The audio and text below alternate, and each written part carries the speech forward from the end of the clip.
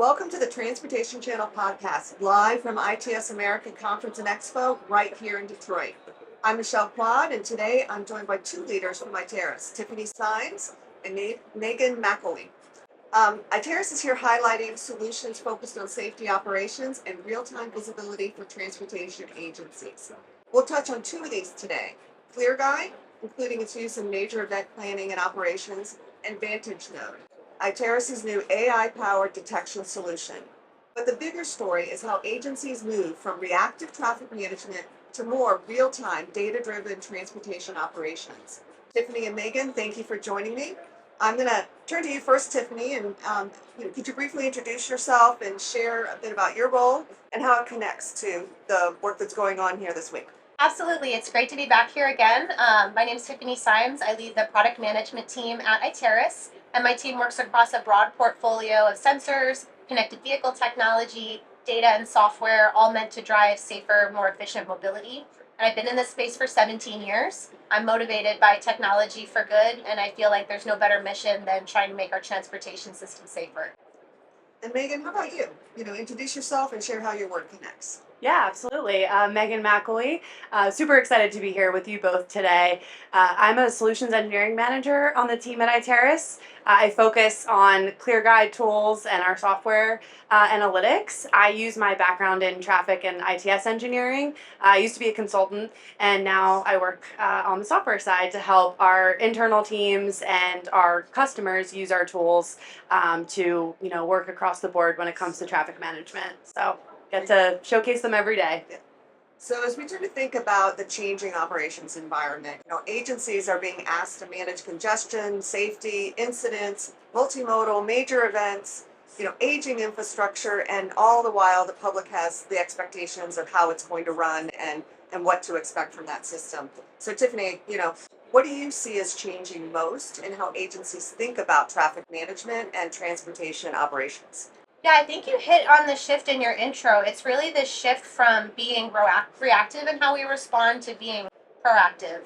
Traffic management for a long time has always been about reacting once the symptoms of a problem start, right? You get a complaint call or a bottleneck starts to build up on the roadway. And once you're there, you're already in firefighting mode, right? And no one wants to be there. It's not the most efficient way to operate.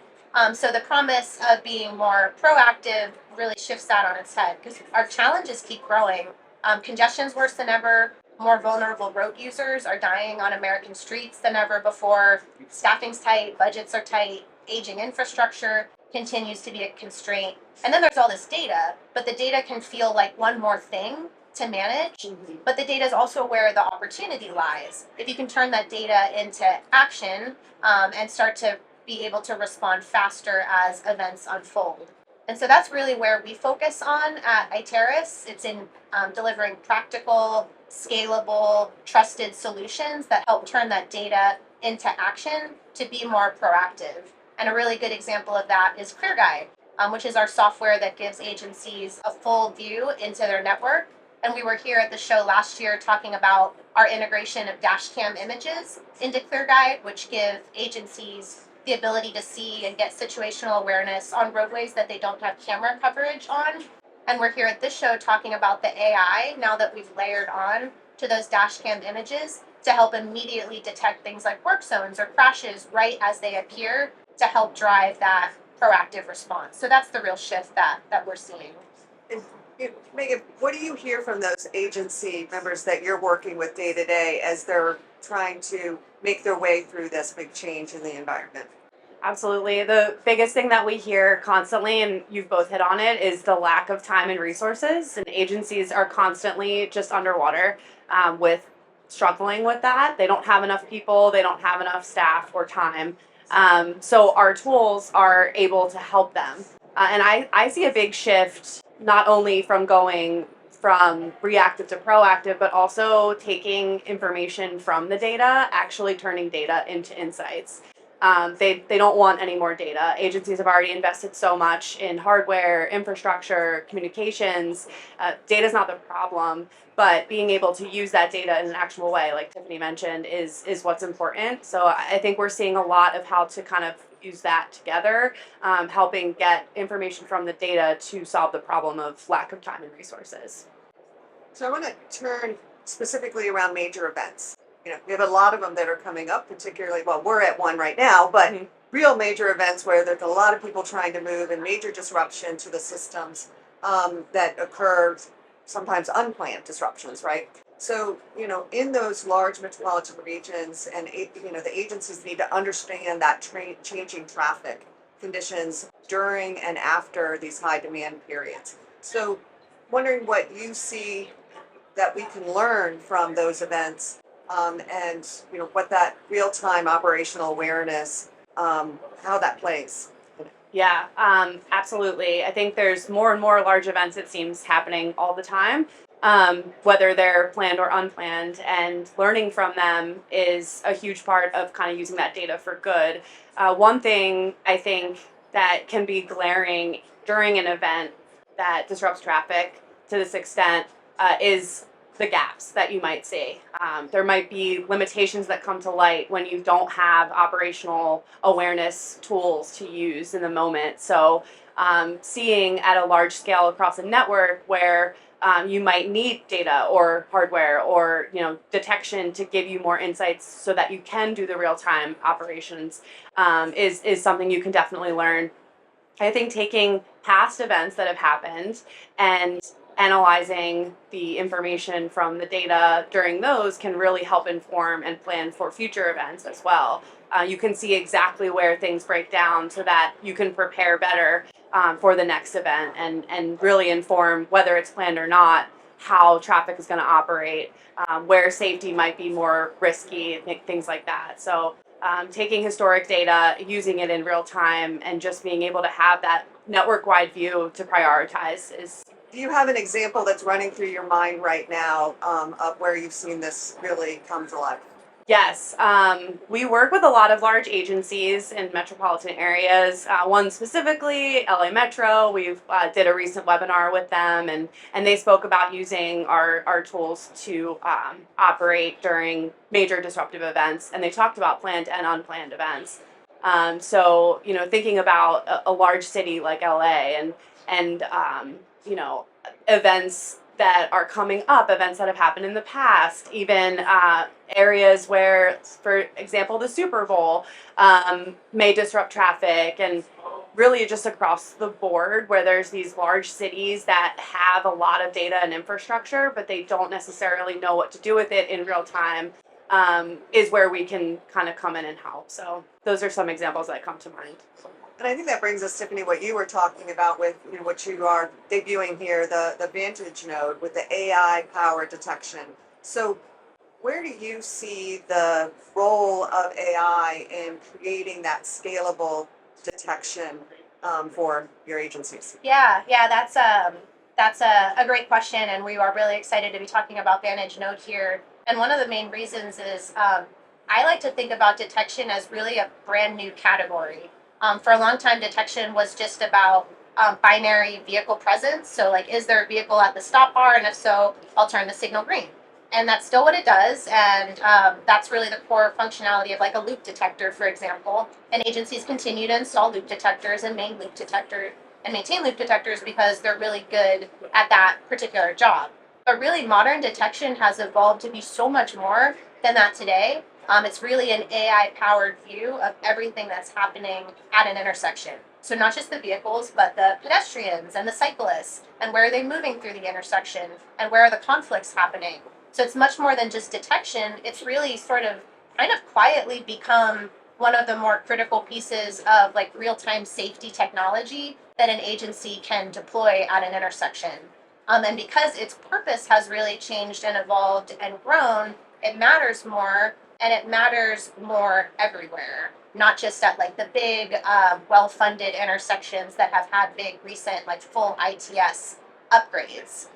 It matters in rural areas and near school zones and in neighborhoods and some of these small intersections where there's still tens of thousands in the US that are in the dark, don't have any communication, don't have any technology out there, because maybe in the past they haven't had enough delay to warrant traditional detection, but they do warrant these new treatments around safety and driving safety outcomes at the intersection.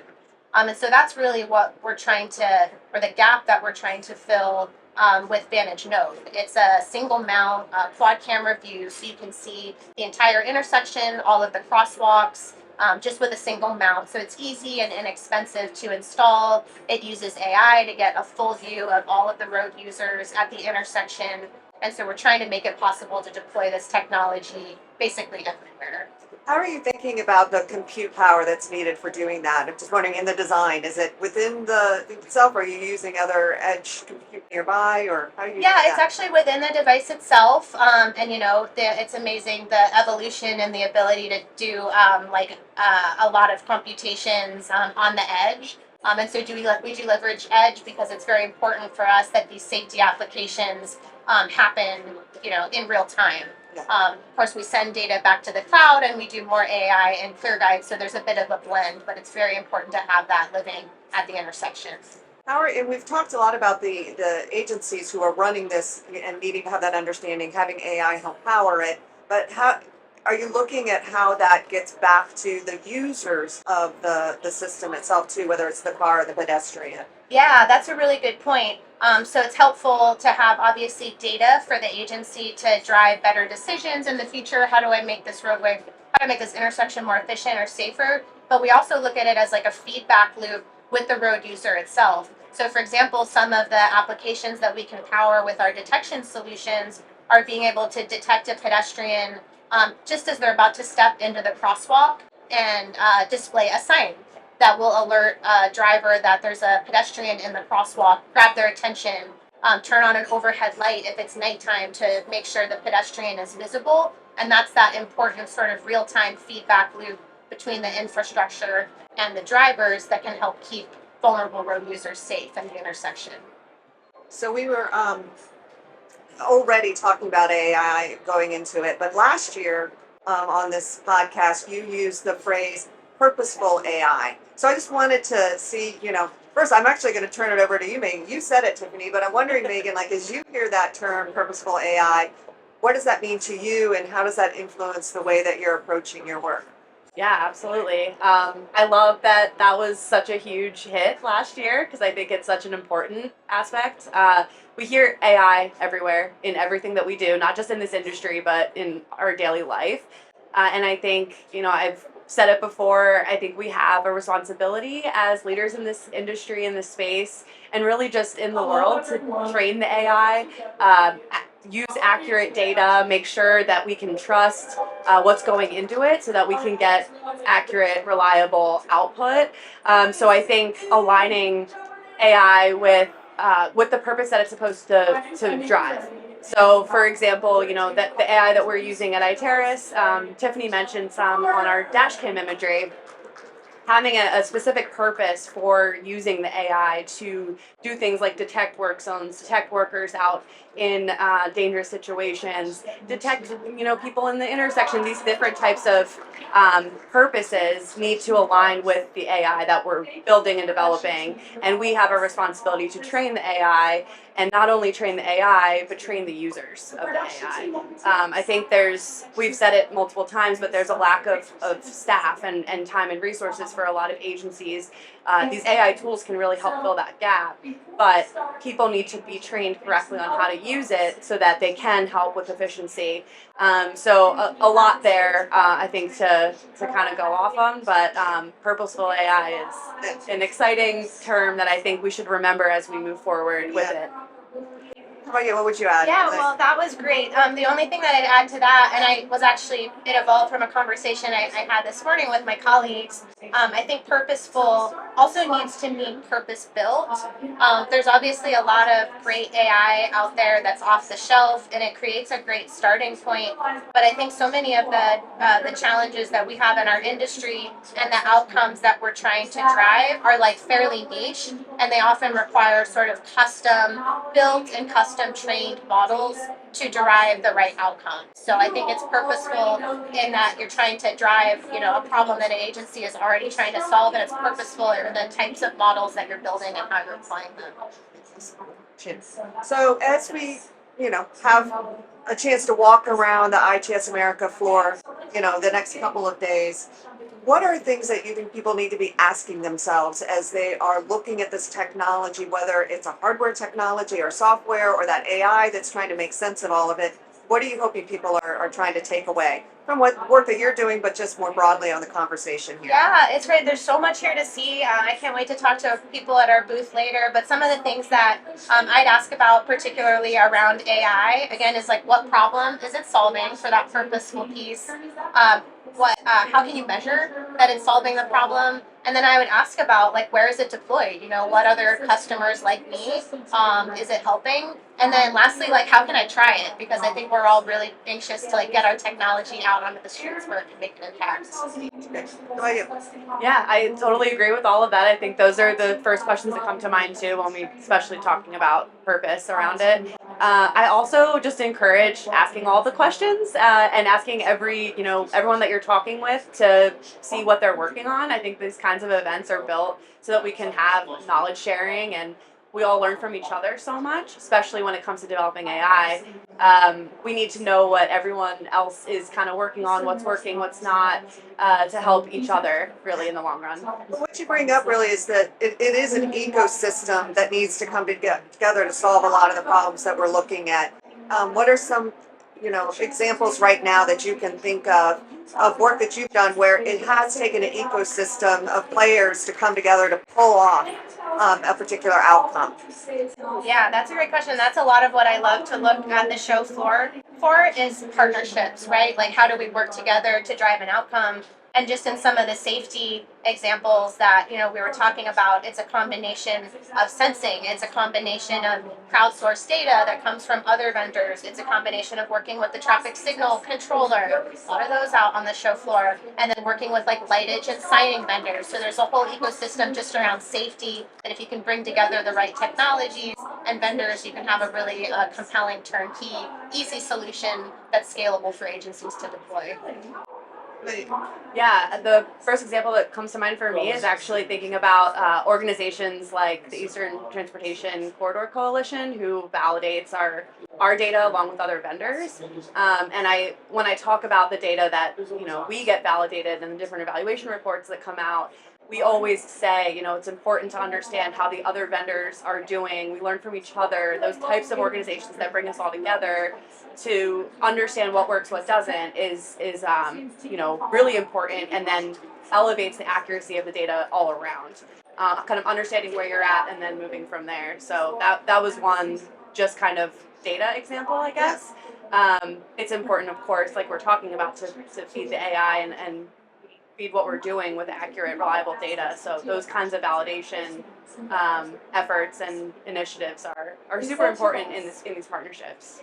So as we think about partnerships, and the way that government is procuring some of these solutions right now, do you see a change coming in the commercial model of how we need to show up for our customers and engage and find the value in what we're creating?